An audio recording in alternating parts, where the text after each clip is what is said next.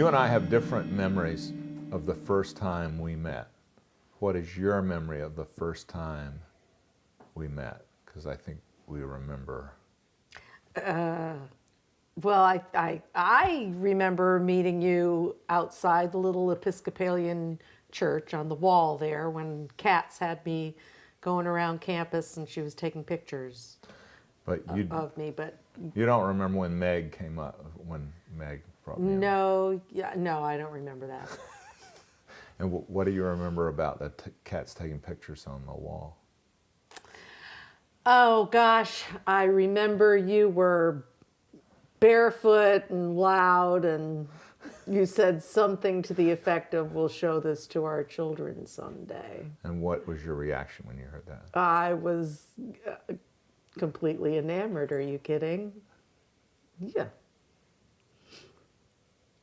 Because I remember that as a singular moment. I remember, I've often said, it felt like someone struck a tuning fork. Yeah, it was very, for sure, very powerful thing. Like deep down. But it was singular. I mean, I have never felt that way before. Well, that's good. I'm glad to hear that. It's proven. I mean, 36 years. Yeah. 36 years. You're counting in Well, I mean, we were together before for we 36 got married. years. Yeah. Yeah. Mm-hmm. Yeah. And did you tell anybody, did you say, this is the one? Did I run back to the dorm and say, "I just met the man I'm going to marry"? No. No, I did not. I mean, did you say it to your mother or to your sister Kathy? Or? Later on, after we had started, I mean, you couldn't really say dating because we didn't really date.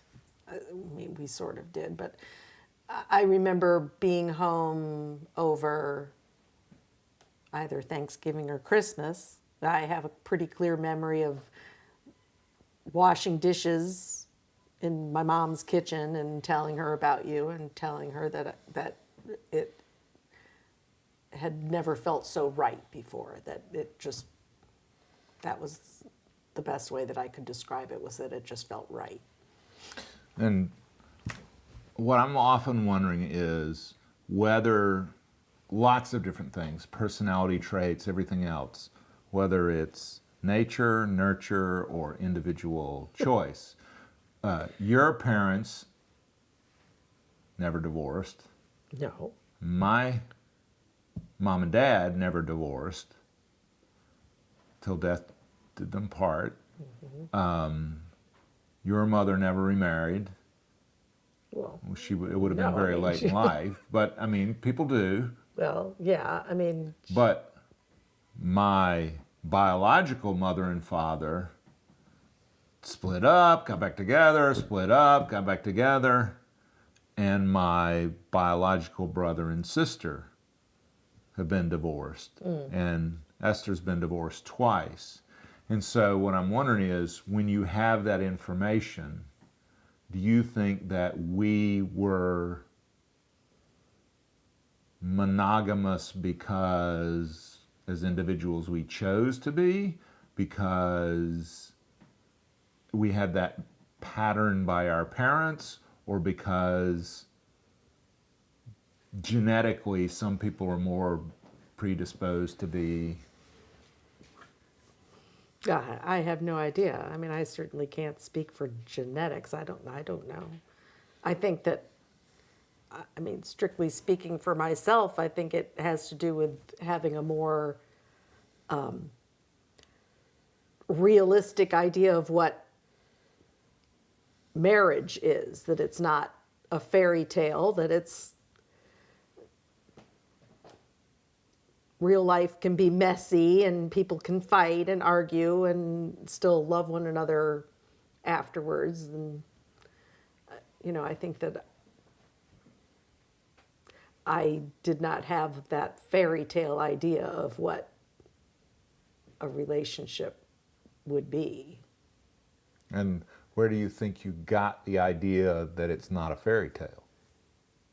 Probably from my parents. From watching them.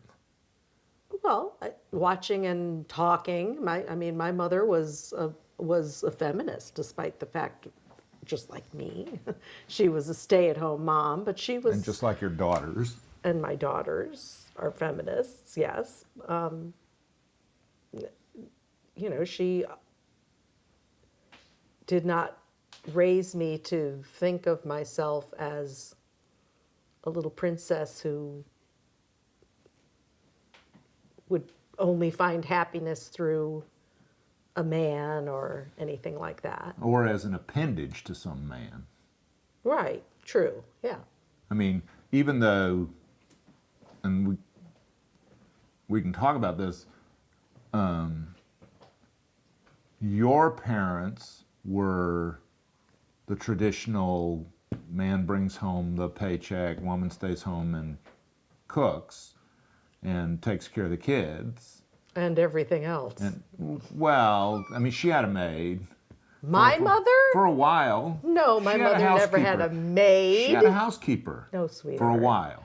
No, well, she had a cleaning lady who would come like once a month because, yeah, no, she did not have a maid, sweetie. You came from a traditional nuclear family Came where from a traditional nuclear the man family. brought home, he was the hunter-gatherer, and the woman Yes. stayed home and took care of the house and the kids. Yes. And I came from that. And I'm wondering if that's why we settled into that, despite the fact that you had a degree with honors from Vanderbilt. You could have done a lot of different things. I could have. It was my choice because also as a feminist, I always felt that those things that women do because of our biology, that those things are really quite important and more important than the vast majority of jobs out there. I just always felt that way. Now, a lot of women get really defensive when they hear that. And I can understand that. It's what they call the silent war and everything. Oh, yeah. But I'm wondering if that meant, that my sister Esther was more likely to go out and have a profession because she saw her mother be in that very same profession. And then you were more likely to, because of what you saw. My sisters both went out and had professions, so no, I think it's And an they had individual kids. thing. Yeah, yeah, And timing. yeah, yeah. Well, whatever people say be damned, being a, whatever you want to call it, mother, professional mother, is a profession. I mean, it is a full-time profession. I don't know if you would call it a profession, but it's definitely a job. It's an important job. And It's what appealed to you about that? Why did you want to do that? I did not want to